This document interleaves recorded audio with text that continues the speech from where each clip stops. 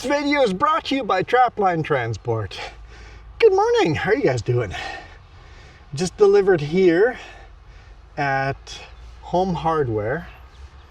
Delivered a whole bunch of cattle fencing and cattle supplies. And now we're gonna head up and over the Kootenay Mountains, which is the tallest pass in British Columbia. But first we gotta talk about Trapline Transport a little bit. Like I said, this video is brought to you by Trapline Transport, serving BC to Quebec, Canada with regional and long-haul Super B flat deck freight. With Trapline's experienced team, you can expect fast, efficient, and honest service. Our team will transport your valuable products across Western Canada with the skill and experience you expect and can count on. At Trapline, we are committed to you, our customer, building loyalty and long-term partnerships. We want you to be satisfied with our work, which is why we provide open communication channels where we will update you through each process from arranging a shipment to delivery at your door. Trapline understands that providing exceptional customer service is critical to building a strong, long-lasting relationship with our customers. Just head over to traplinetransport.ca and get a free quote right now. Like I said, we're empty, going over the Kootenays. I've got a load cam back here. You guys seemed to like it last time. We'll head up and over the mountain. It should be pretty darn scenic. The sun is just coming up early morning. It's like 7:30 in the morning now, so let's hammer down, get up and over. Oh, this should be pretty quick, running empty over. It's not a super long distance.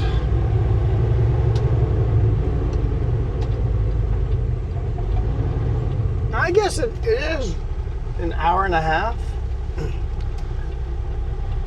I should have gone wider for this driveway.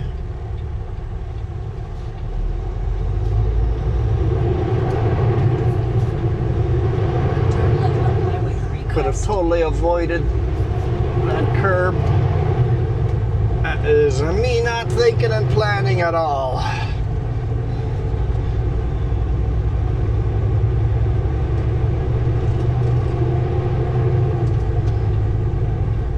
Let's follow this overland driver.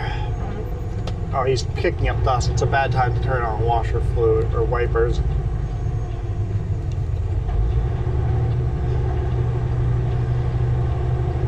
Switched over from, finally found a shop that had bug washed instead of the winter antifreeze.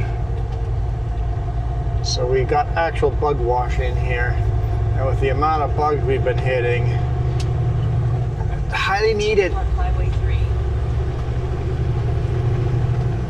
Speaking of, who knows how long the outside cameras are going to last with these bugs.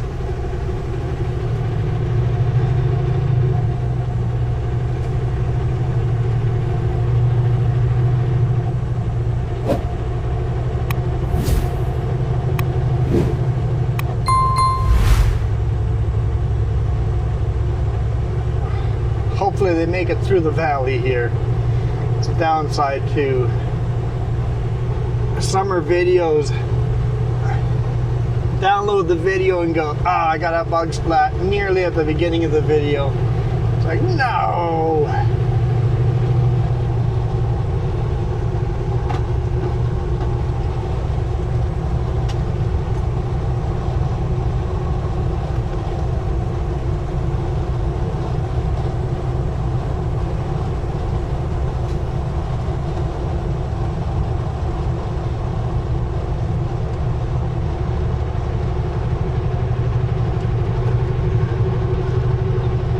Radio on, just in case someone wants to communicate with us.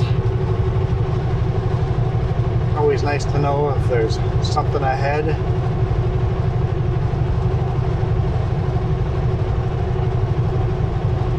If you guys ever see me, 99% of the time I'm on LAD 1. Unless I get down into the lower mainland, then I just turn the radio off because it's all garbage.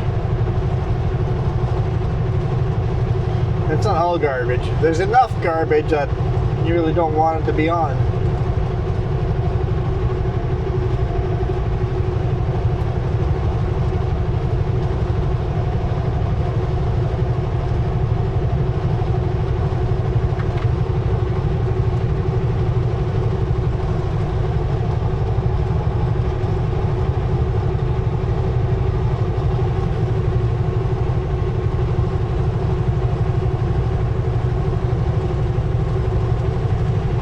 Going over, what river are we crossing? Kootenai River? This is going back northbound, right? So it's got to be Kootenai River, yeah. So Kootenai River flows up from Banff National Park, actually.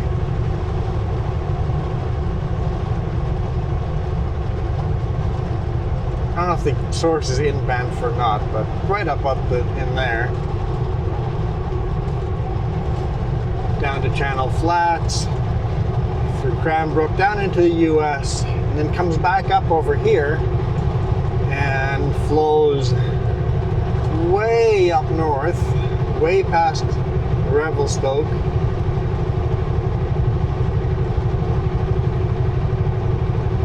Does it? No, it doesn't. That's the Columbia River, I'm thinking. No, it flows up into the lake by Nelson. Yeah, okay, never mind, not that far. It goes up north, though. Comes back down on Nelson, down to Castlegar, and meets the Columbia River. The Columbia River is the one that goes all the way north of Revelstoke, and comes down to Channel Flats. Channel Flats is actually the source of the Columbia River, and the Kootenai River flows through Columbia Flats as well. So the source of the Kootenai is actually further into the mountains than the Columbia River is, but the Columbia River is longer, making it the main river. If the channel had been built on the flats, Channel Flats, they were going to build a huge channel there back in the days when they were building all these dams. If they had connected that, the Kootenai River would have flowed into the Columbia River over there, and then the source of the Columbia River would have been way up in Banff.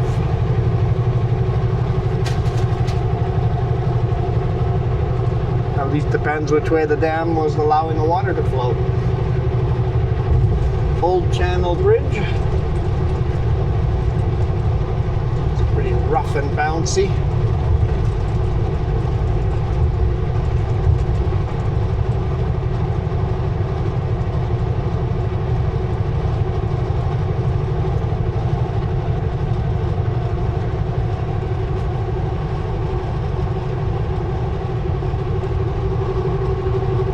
Now, Kootenai Pass is not all that impressive for you American viewers. You guys have much higher passes than the Kootenai Pass.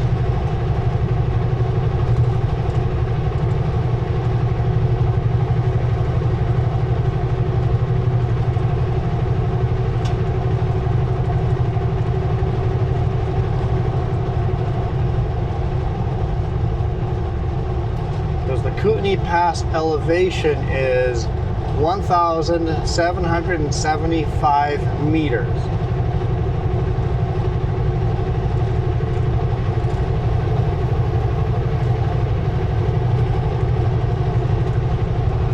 I'll have to let you guys convert that to feet. And there are passes in the US that are much higher, but this is the tallest pass in British Columbia. There's one that's taller in Alberta on the main highways. There's some side highways that get taller.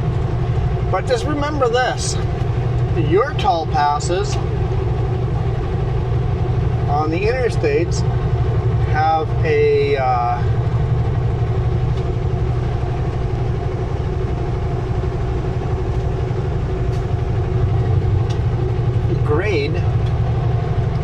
a grade of 6%.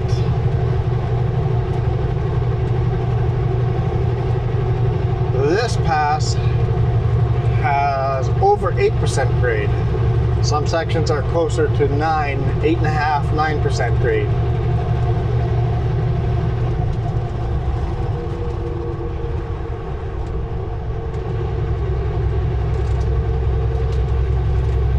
And you guys are pulling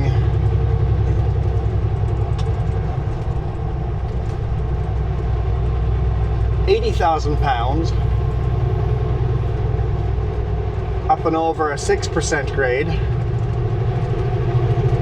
And don't get me wrong, your winters are pretty good up there too, but not like the winters on this pass.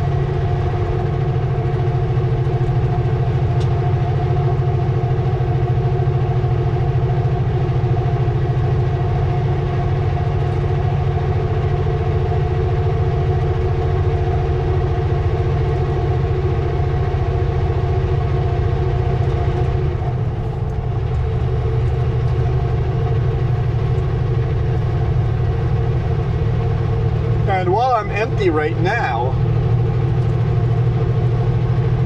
I was saying, you guys pull 80,000 pounds up 6%. Here in BC, we have a lot of Super Bs.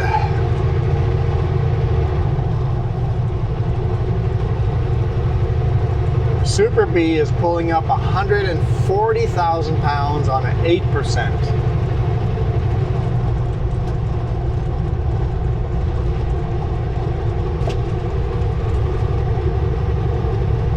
But let's say it's a van truck like the guy in front of me. What's the math on that? How many pounds is that? It would be 5,500 kg on the steers, 17,000 on the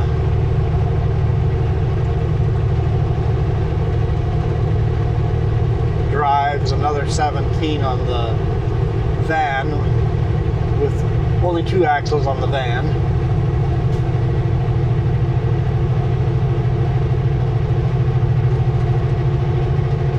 That's 39,500.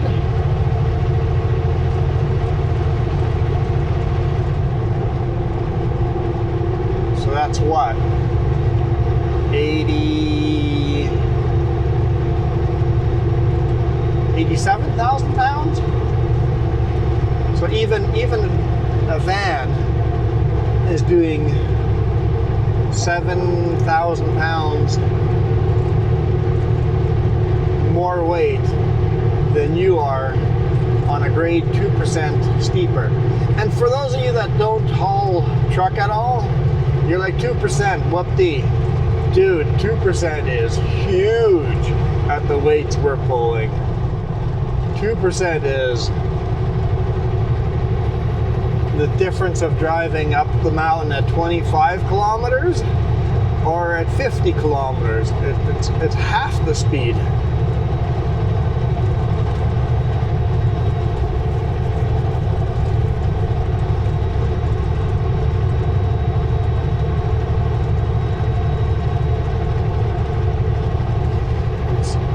Every grade steeper, it is exponentially slower to go over that pass. And even us completely empty here, I am not going to be able to do this pass at full speed. When we get to the steepest section,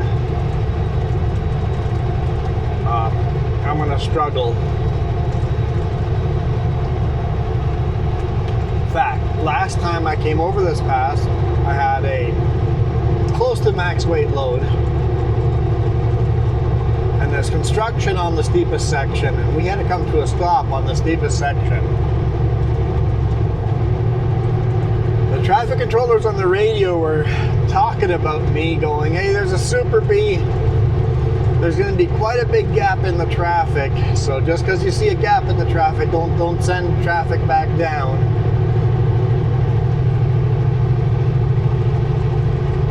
Because getting through the gears on a 9% grade at 140,000 pounds, it takes a little bit of work.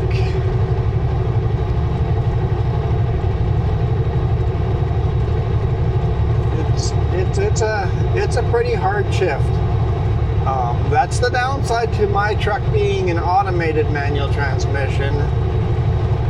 A veteran driver. I know, big W9 automated. If you guys are new here, I'm automated.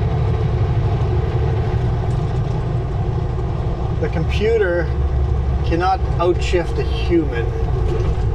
At least not this computer. That's pretty darn good. I love my auto. Ever since I broke my ankle, I love my auto. On a steep hill, you have to go to manual mode and then click the button to shift at just the right timing and do the throttle work just right so that the computer can make the shift in time.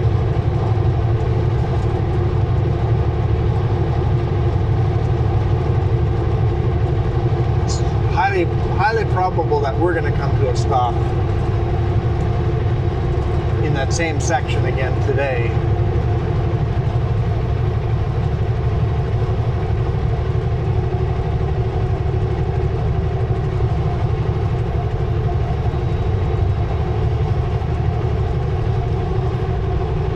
Today I'm empty.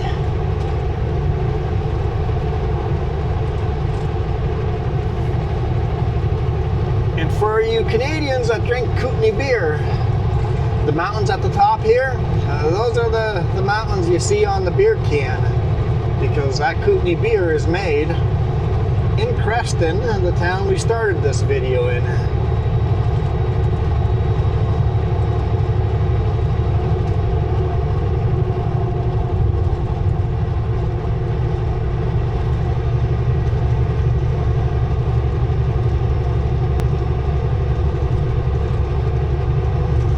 I was hoping to shoot a video yesterday going into Creston, but the lighting was just terrible. I'm like, you know what? We'll just save it for the morning.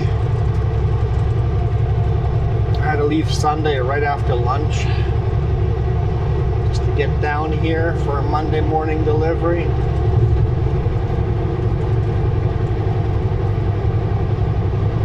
I saw in the comments, one of you guys passed me on Highway 33. Unfortunately, I was not recording video yesterday. The chances of seeing me and being on video are really low.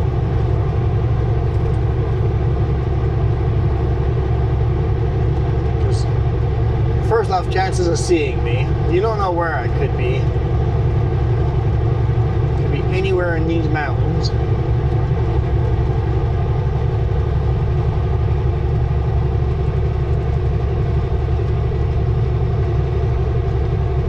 And then if you see me, I only record a video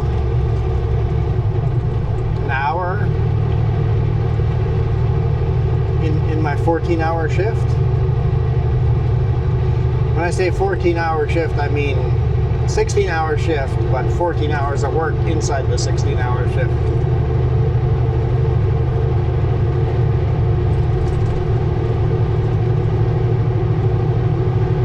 To start clarifying that, because some people consider a shift to be when they show up at work and when they leave, and count lunch as part of their shift.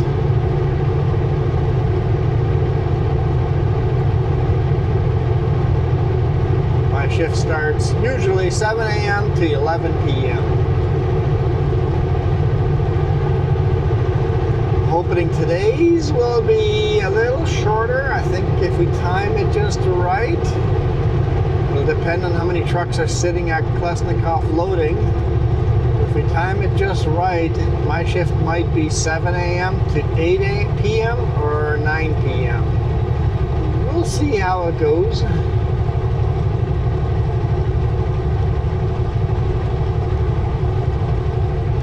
Just occurred to me, I'm starving. I haven't had breakfast yet. Unacceptable.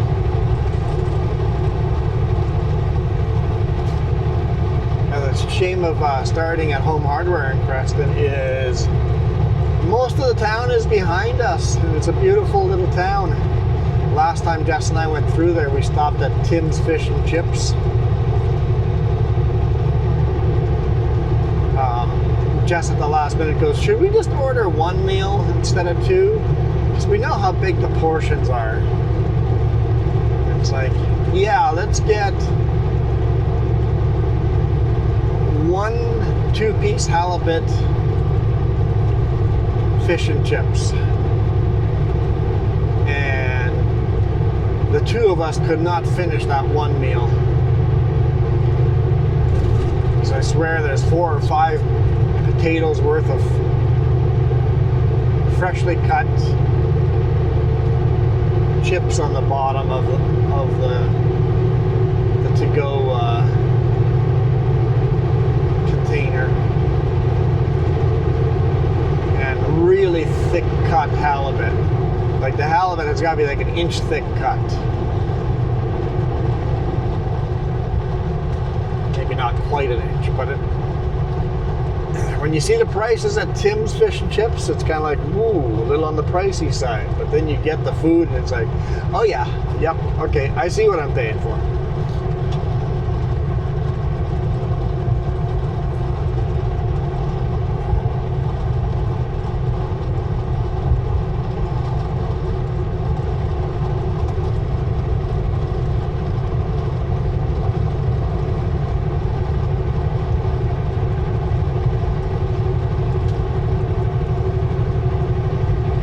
So tell Tim's Fish and Chips I sent you. No, I've never told them. I recommend them all the time on YouTube. Anytime we come near Creston, I'm recommending Tim's Fish and Chips. Right on the highway.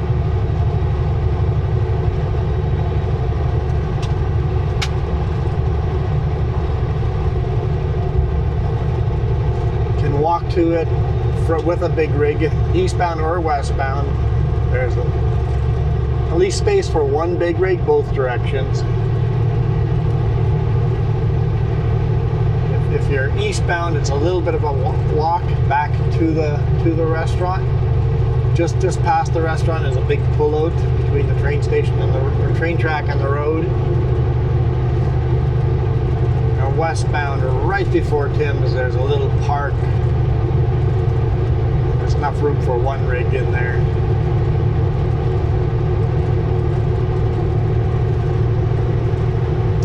Can't recommend enough.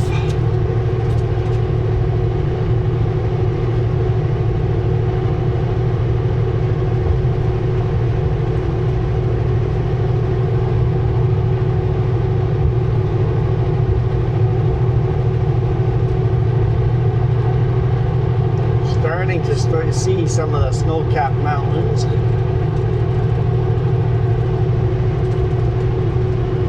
In the background there.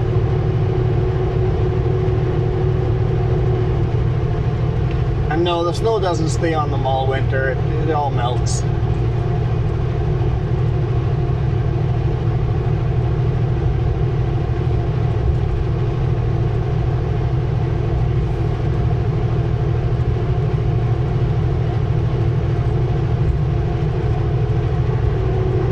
I'm already struggling to do full speed limit.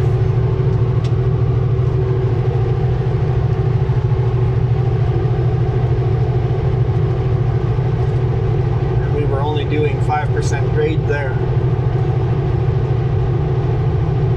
Back down to 4%.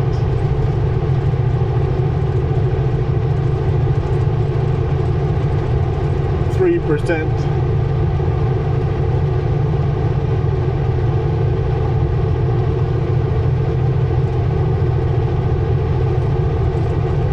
Back to full speed. 3 and 4% I'm gaining speed, 5% I'm losing speed. Truck's turning because this is where the construction zone up there, they're blasting rock, they're delivering that rock down here.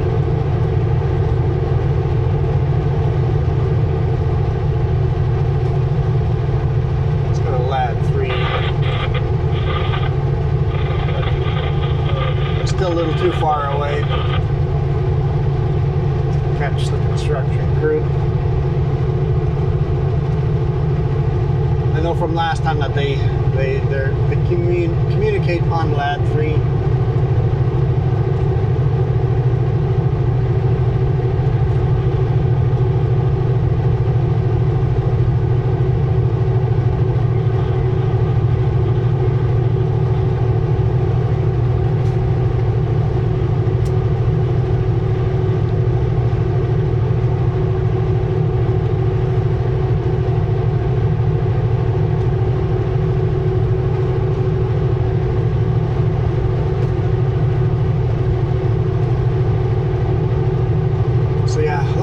Up there are the ones that the beer can logo is based on.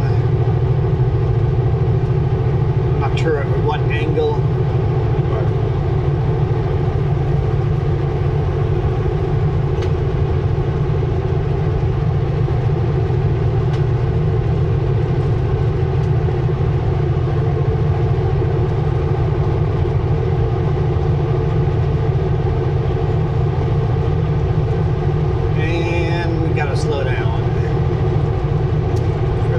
section. We're almost to the top.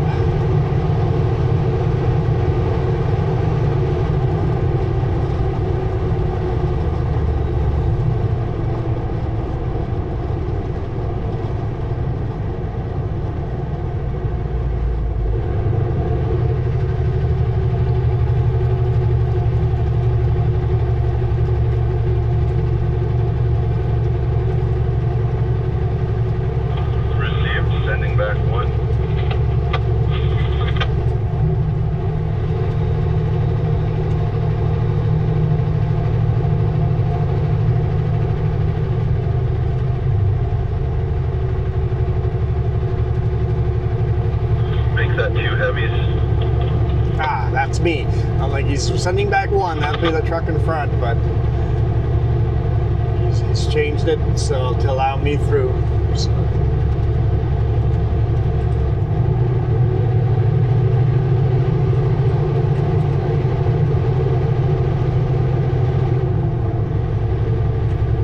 If I was fully loaded, I would super appreciate that. I don't know where he's sitting and communicating. I don't know where he sees. Maybe the guy in the lawn chair right there. Yeah, that's got to be him right there. Flatbed last.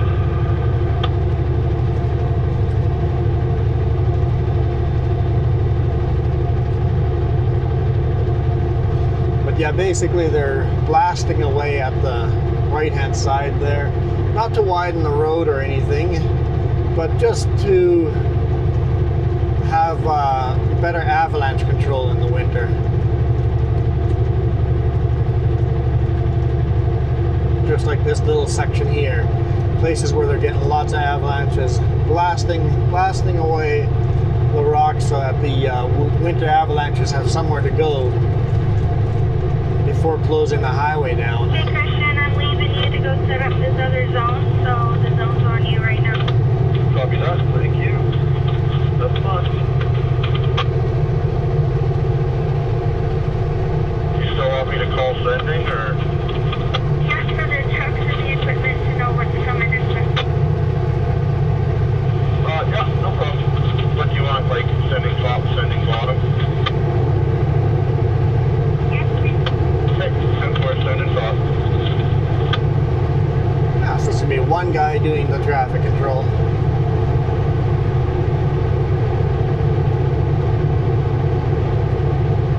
Because he can see both ends.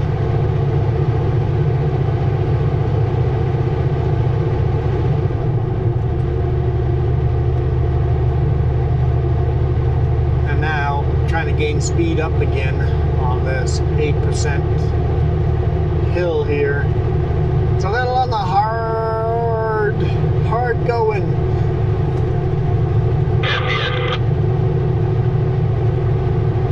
Copy that. Come after traffic, because I'll tell you what's last is.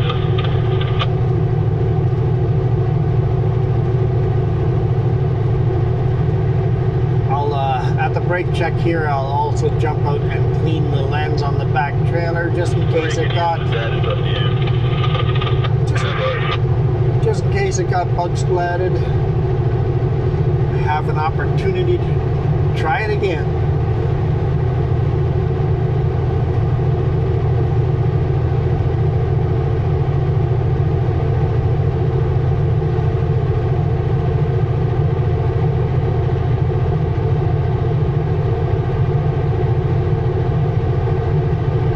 Fully loaded logging truck.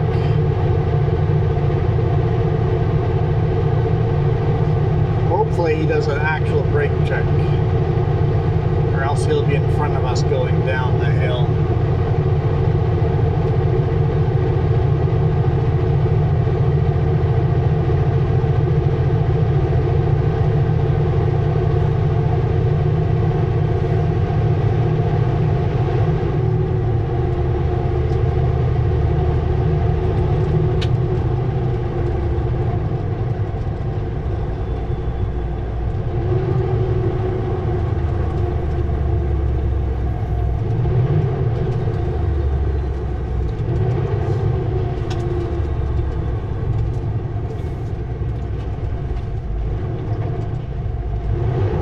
Could have gone on the outside, but then the logging truck wouldn't have a spot to park.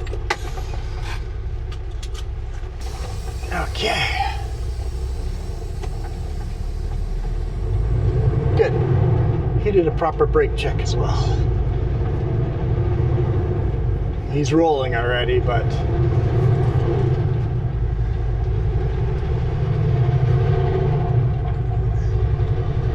get in front of him.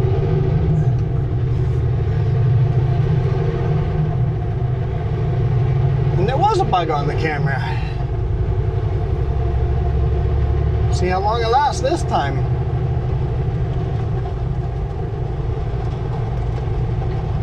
All right, tempted to just go down at full speed.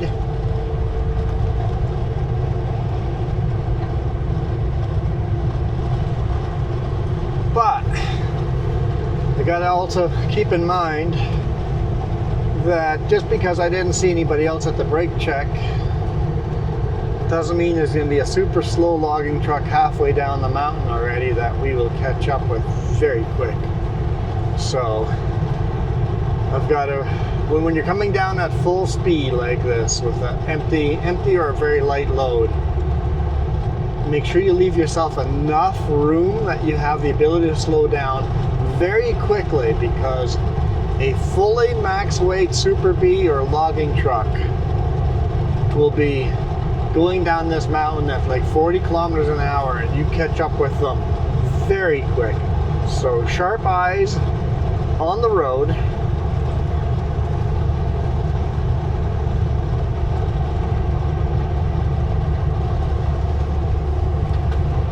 And look for that slow truck.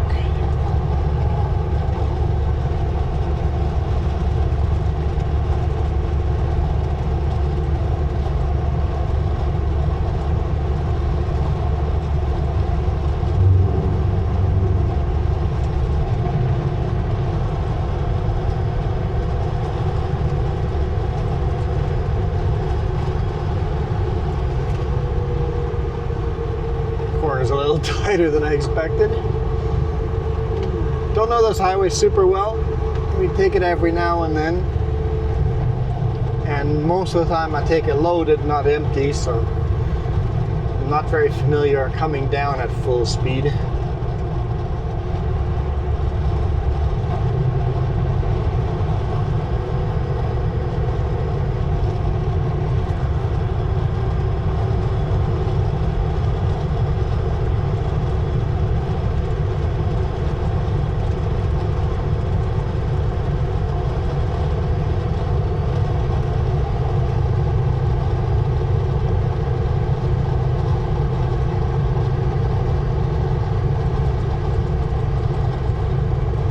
Beautiful, beautiful valley. Gotta watch out for wildlife too. Every now and then, you got bighorn mountain goats, mountain sheep, bighorn mountain sheep, standing in the middle of the road. The bighorn mountain sheep are the brown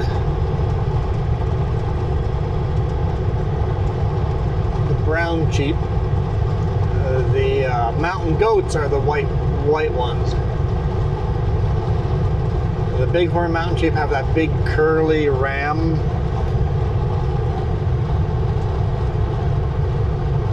Antlers, horns, whatever they're called.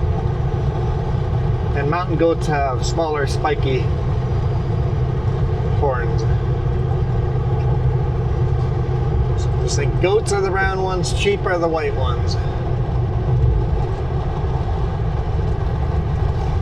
My opinion, I always imagine them to be exactly opposite, but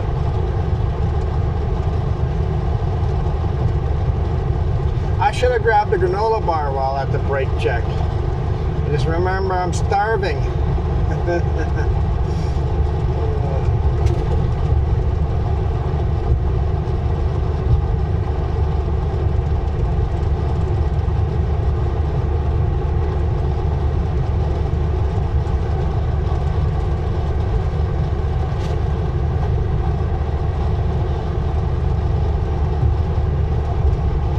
To rub it in, I think I just heard a bag of chips fall in the back.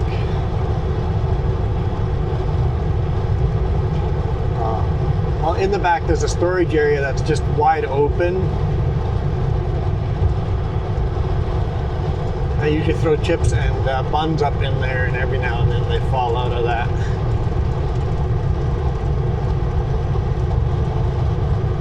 I figure if it's going to be a wide open spot where stuff's going to fall out or potentially fall out, let's make it the light stuff. The heavy stuff can sit inside the cabinets.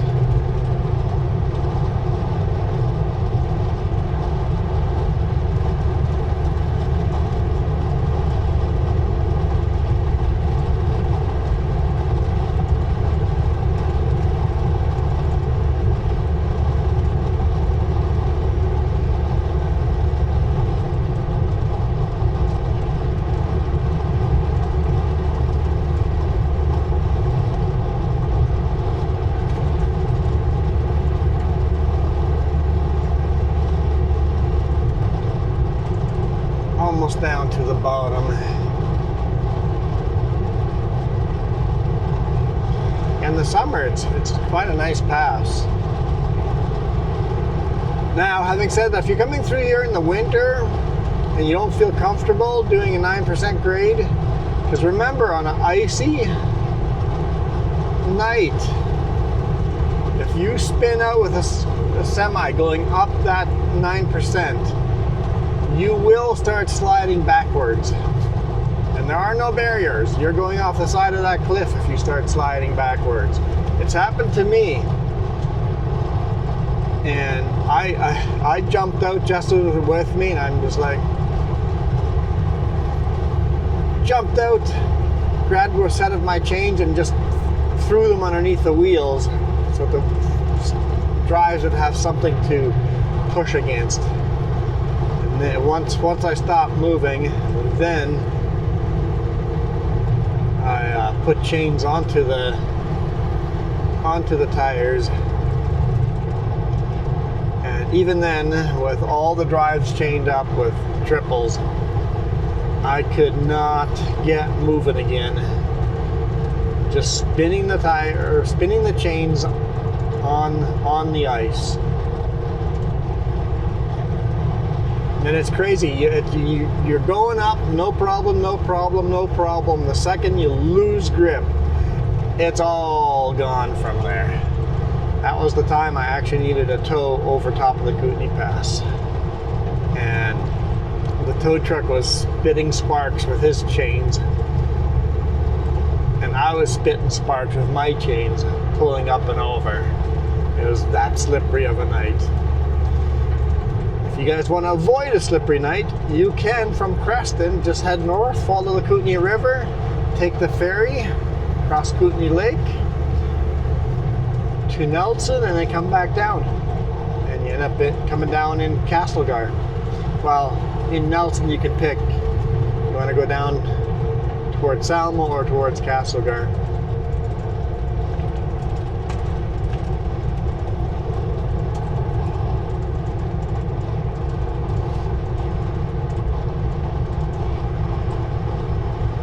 I've never taken that detour, but I know a lot of truckers that have.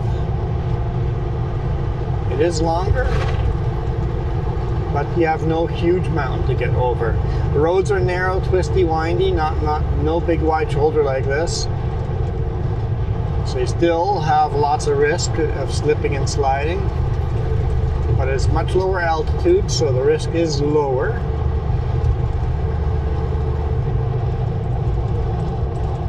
And then another pass is Bombay Pass between Salmo and Castlegar. I will very often go through Nelson for that one. That one does not require a ferry. You can just take from Salmo, go north through Nelson and then back down. Or you could go down through trail and then back up to Castlegar.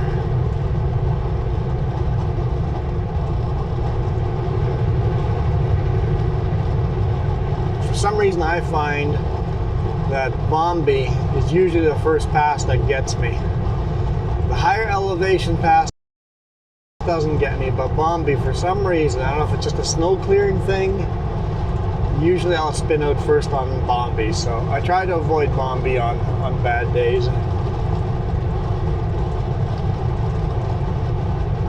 But we have 3 major passes right at one after another.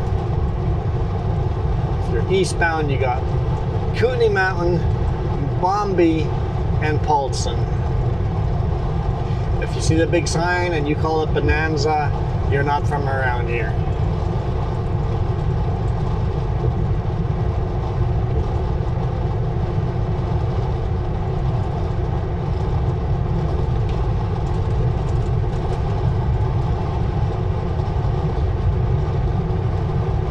And if you're one of the older drivers, you call it the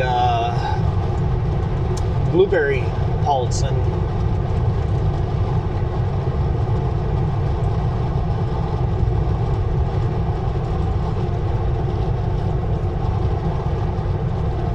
And yes, I almost called it the Strawberry Paulson and then realized that would have gone very, very wrong. Strawberry is from Trail to Paulson, the alternative route. That one's pretty sketchy. Avoid Strawberry in bad weather.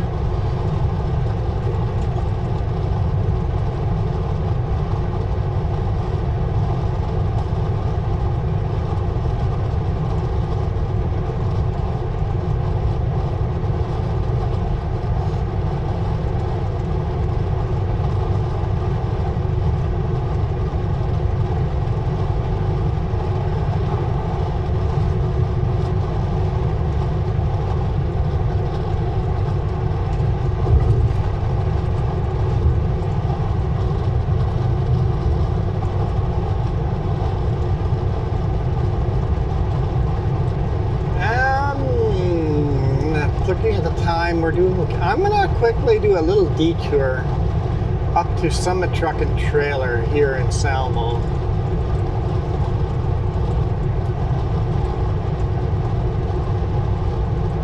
Cameras might be dead by the time I get to Salmo. We'll see. In the summer, the battery life is much shorter than the winter. Or my batteries are just getting old. But in the winter, I can regularly shoot an hour-and-a-half video, and in the summer, the batteries are dropping off after an hour, give or take. It depends. It's early morning. It's only 16 degrees Celsius outside, so maybe they'll last a little longer. I have all the screens turned off on the cameras, so that makes the camera life a little longer.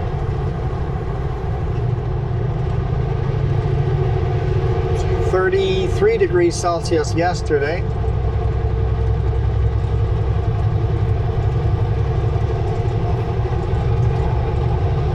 So it's starting to get pretty warm out. Pretty darn warm.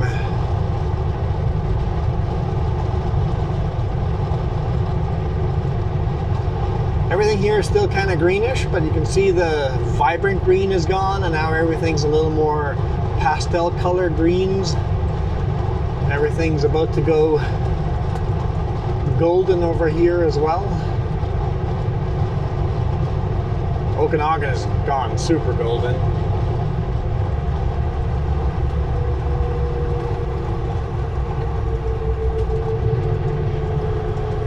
It's just a matter of time before we have a wildfire, so we got to enjoy these beautiful blue skies while we can.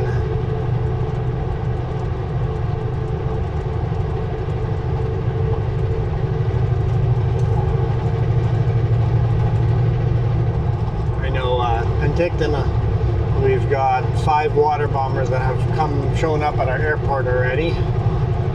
So they've flown in and they're doing their practice runs on a weekly basis.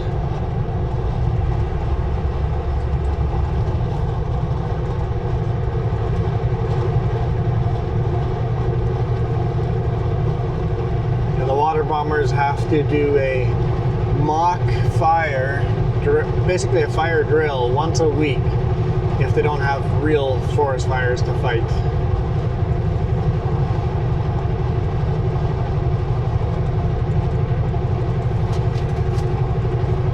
And they often do these at night because those are the harder ones to fight.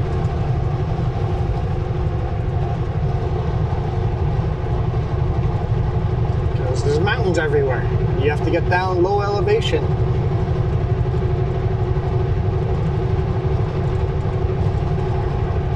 The task saturation for those water bombers are extremely high.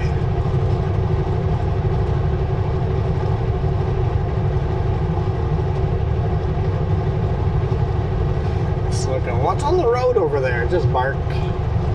Just some bark. Some logging truck lost some bark, which technically is an insecure load. I've seen some CVSE officers or DOT, whatever you call the commercial vehicle enforcement, pulling a logging truck off and just peeling bark off the side of them and then giving them an insecure load ticket. It's like, what's the driver supposed to do about that?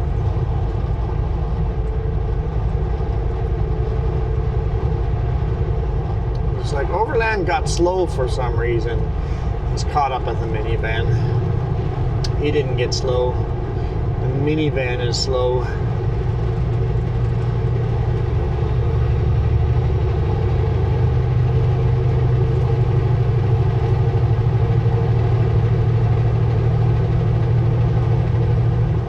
Slow enough to pass though. 10 kilometers below the speed limit, I certainly can't pass them. 80 kilometers below the speed limit, if I'm empty like this, I can pass. If I'm really light load, I can pass. If I time it out just right in the passing zone and there's no oncoming traffic.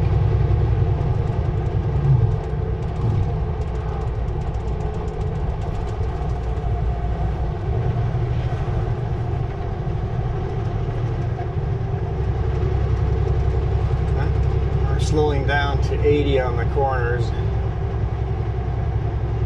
Must be someone's grandpappy.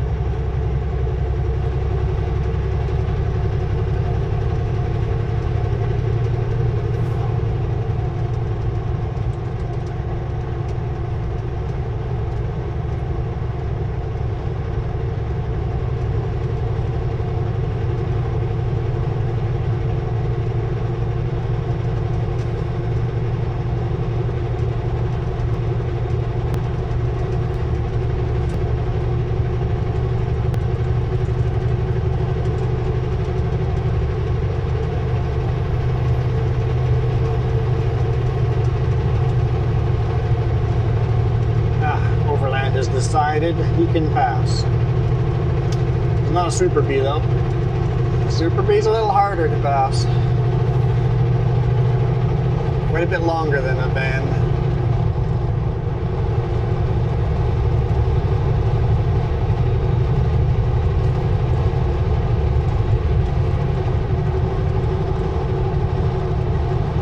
The van definitely picked up speed.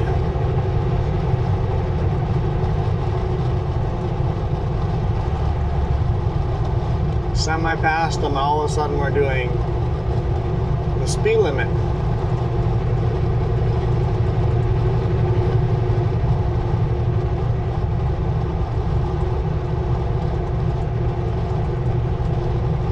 That's a bit of a jackwagon move. I bet you he was speeding up while the semi was beside him.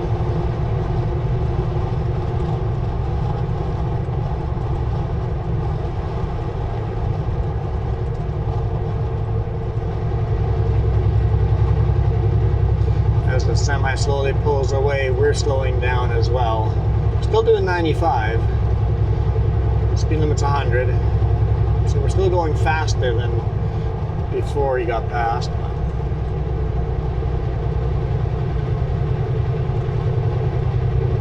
We're turning off in just a couple of kilometers here.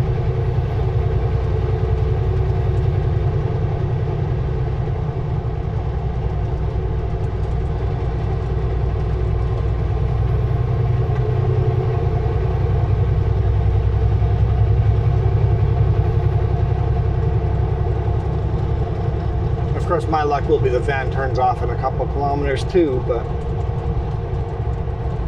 and then we're only driving a couple kilometers north to the shop. If you guys are ever coming through here, Highway 3, and need a stop at a truck stop, you know, supplies and stuff, tires.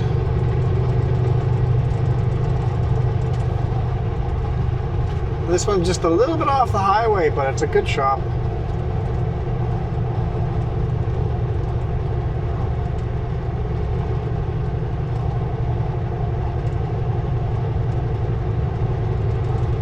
Summit Truck and Trailer. Something like that. Summit. And they're just north of Salmo.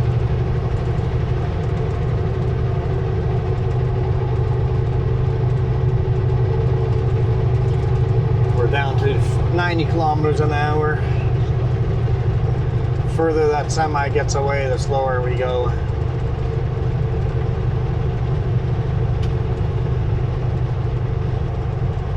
Down at the bottom here, right along the river, the grass is still very lush and green.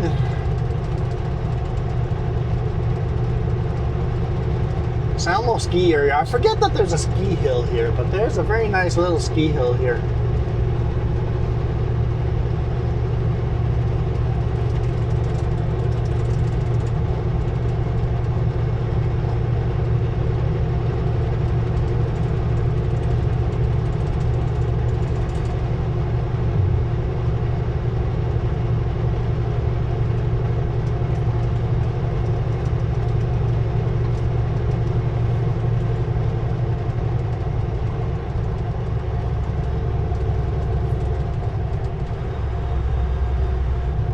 I was just thinking we don't need to slow down because we're already doing 80, but I guess we're going to slow down.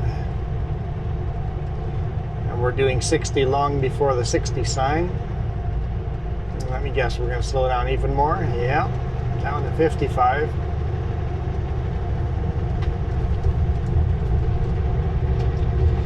No signal light, but we are turning off.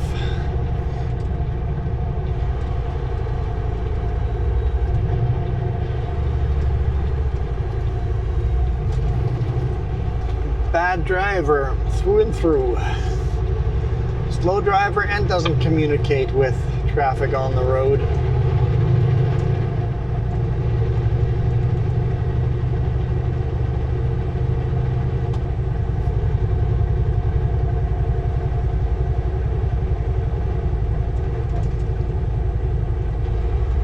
Got brake lights, so it must be turning off again over here. Nope, nope, changed their mind.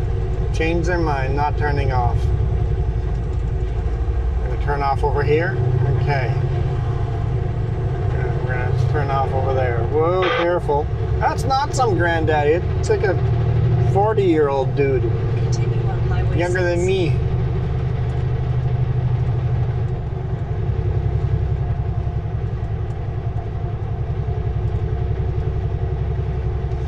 Just pull over to let me by because he pulled right back on.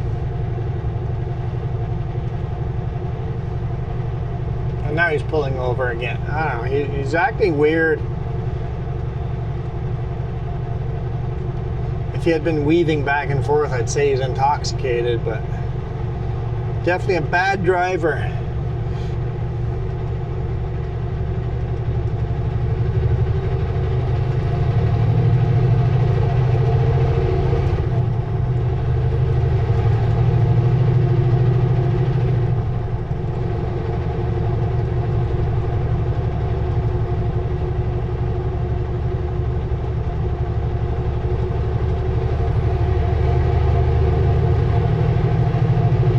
Speed limit's 90 kilometers per hour here.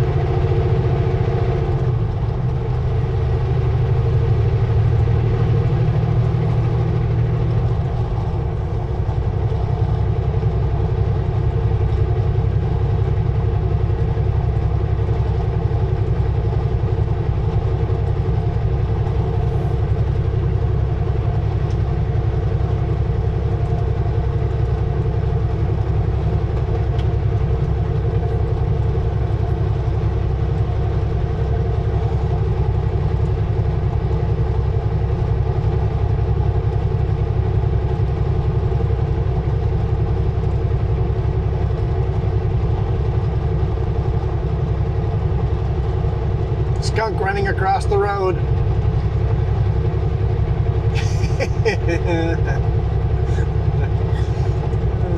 Make sure we don't hit that one, huh? Could only imagine. Have any of you guys ever hit a skunk? How long does your vehicle stink for after that?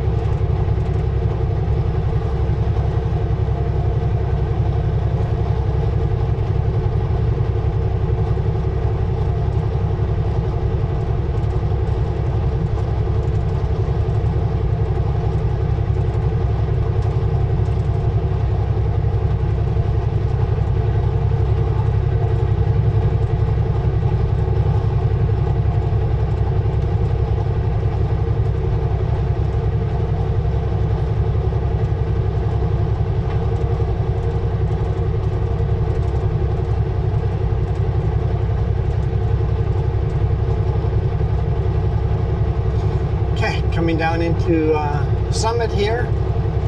Like I said, it's not very far off the highway. A little bit of a detour.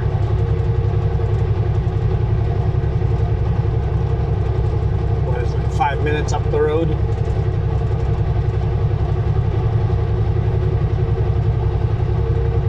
Literally across the street from Porcupine Lumber.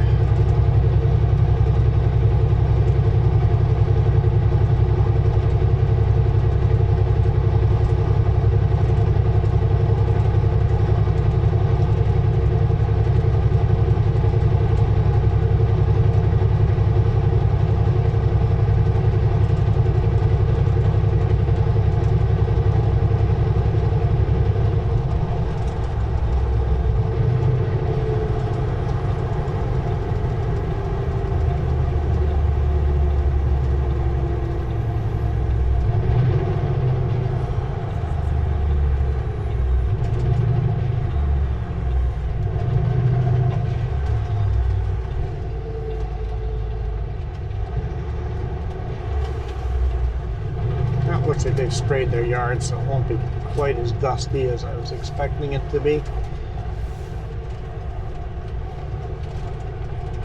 Not sure if that's like some kind of oil mixture.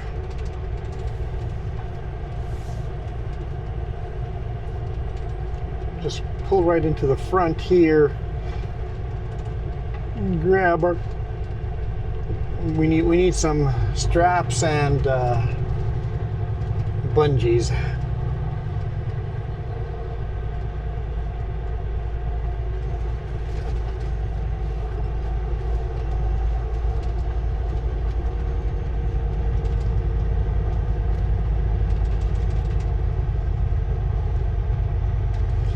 was a nice group of guys working over here in the shop at Summit. Am I in the way of anyone? Not really. It'll be quick. It'll be quick. Quick in and out. All right. Got my box of straps, box of bungees.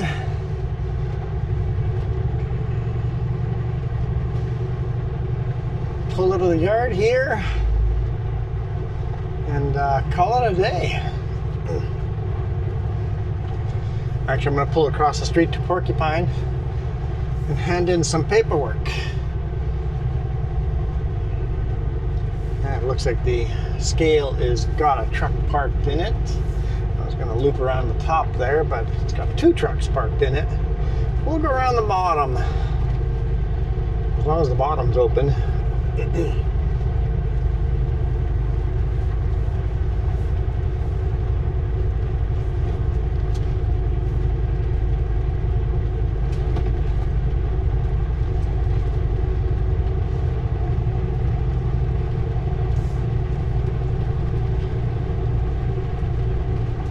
So Trapline's got a drop-off box for paperwork at Porcupine across the street.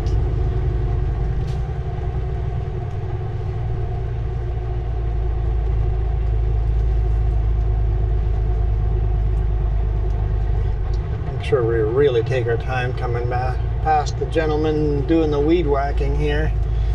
Don't need to dust them out.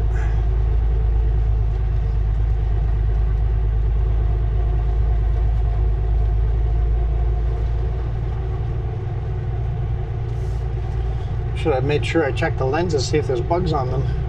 I'm sure there are.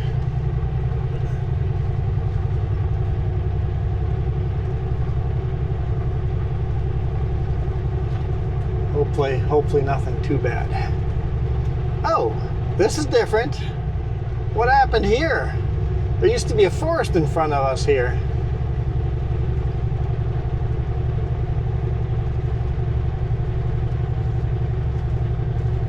There used to be a row of trees here, and it looks like there's some kind of construction going on over there. That's new. A new yard over there. I wonder if that's got something to do with Setco or Summit, or completely unrelated to Summit. Anyhow, thank you guys so much for watching. I'm gonna pull into the Porcupine yard here and we'll call it a day.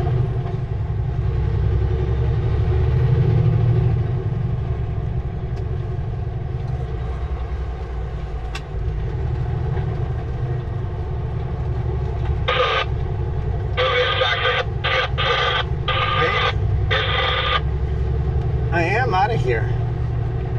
You guys absolutely rock.